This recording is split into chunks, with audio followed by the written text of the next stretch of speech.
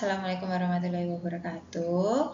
Bertemu kembali dengan saya Ina Romawati. Untuk kali ini, saya akan menjelaskan tentang apa itu change management. Sebelumnya, perkenalkan terlebih dahulu saya dari kelas AU dengan nomor induk mahasiswa 2023111616. Untuk change management di era dinamis seperti sekarang ini, urgensi konsep change management semakin krusial mengingat besarnya kemungkinan gejolak perubahan yang terjadi dalam sebuah bisnis.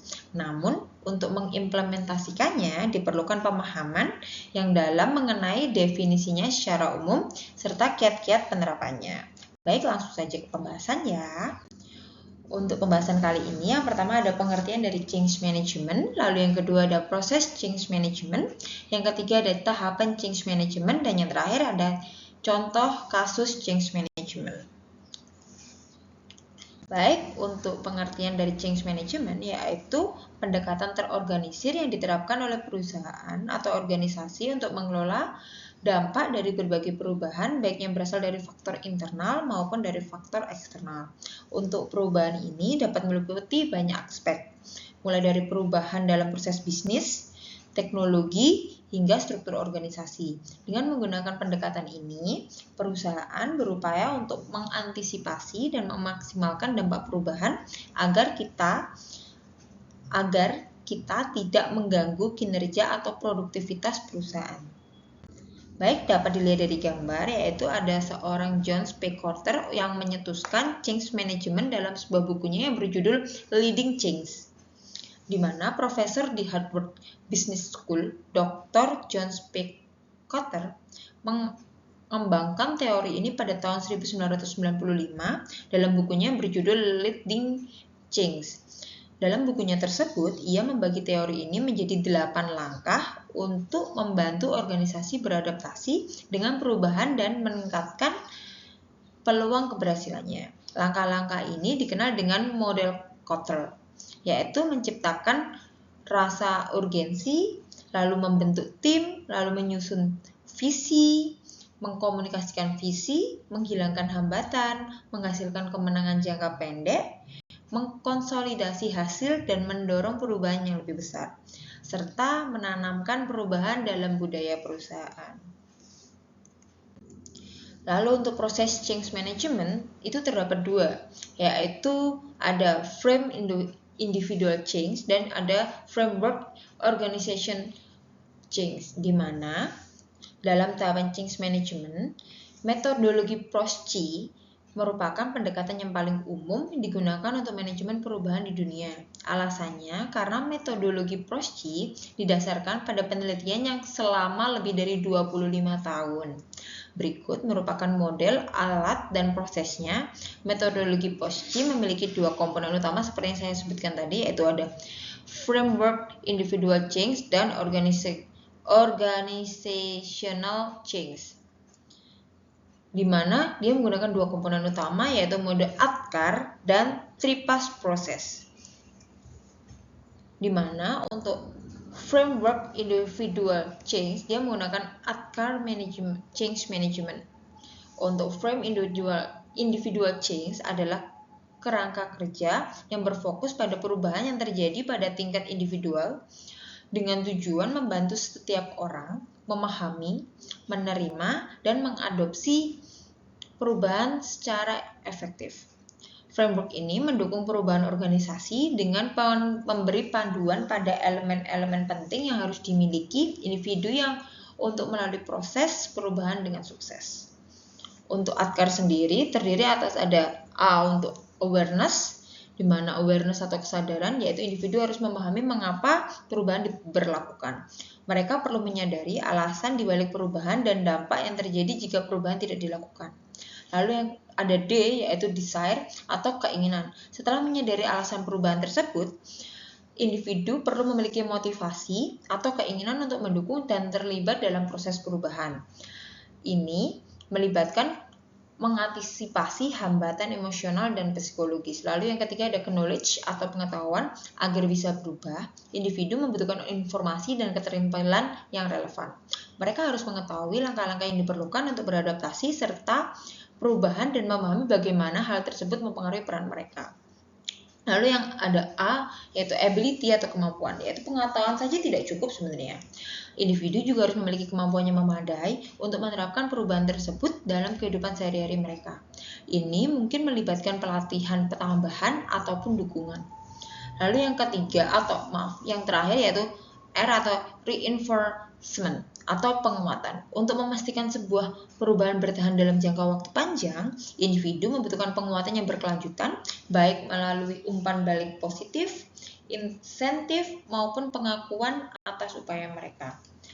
Lalu yang kedua ada framework organizational change, di mana jika model Atkar membantu mengelola perubahan individu, untuk 3PAS proses milik Prosci menawarkan kerangka kerja untuk mengimplementasikan perubahan di tingkat organisasi.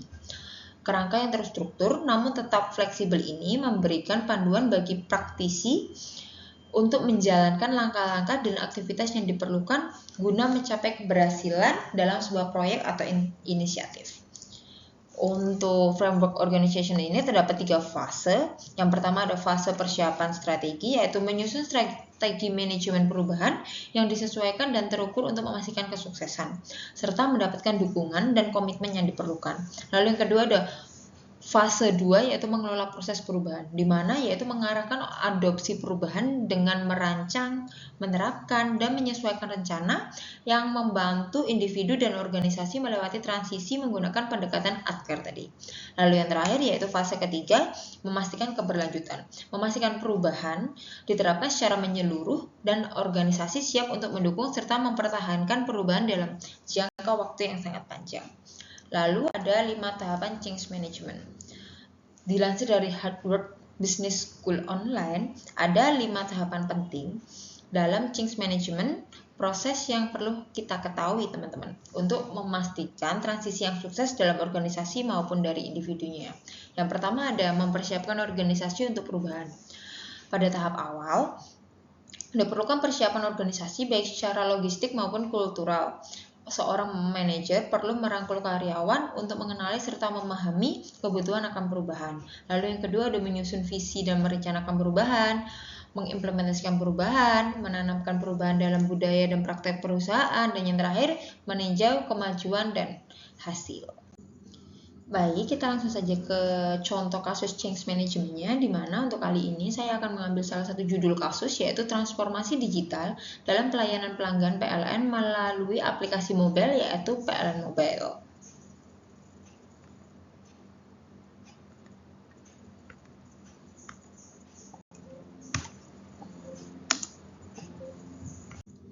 Untuk latar belakangnya, PT PLN Persero menghadapi tantangan dalam meningkatkan kualitas layanan pelanggan yang selama ini masih banyak dilakukan secara manual, seperti pengaduan, pembayaran, hingga pencatatan meter.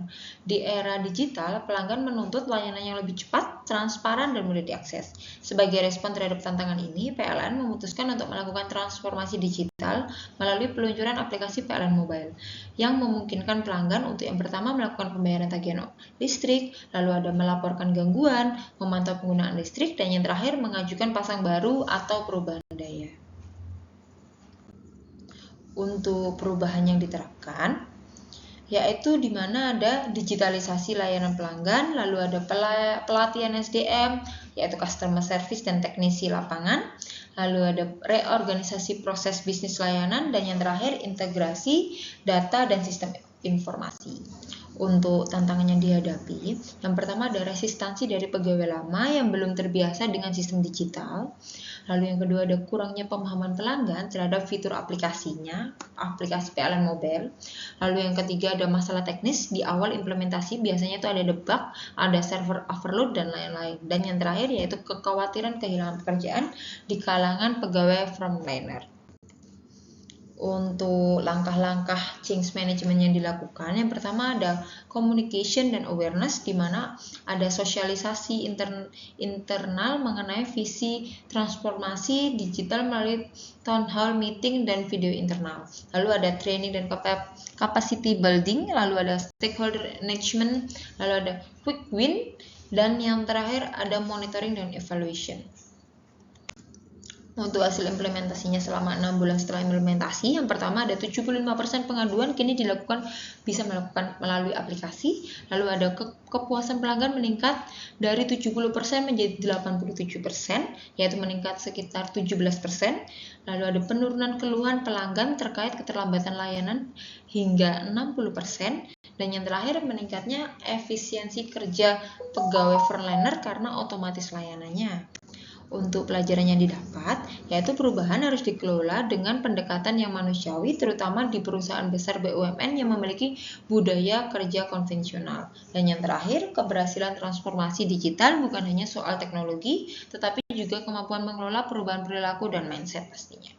Baik, sekian presentasi dari saya. Apabila ada salah kata, saya mohon maaf. Wassalamualaikum warahmatullahi wabarakatuh. Bye-bye.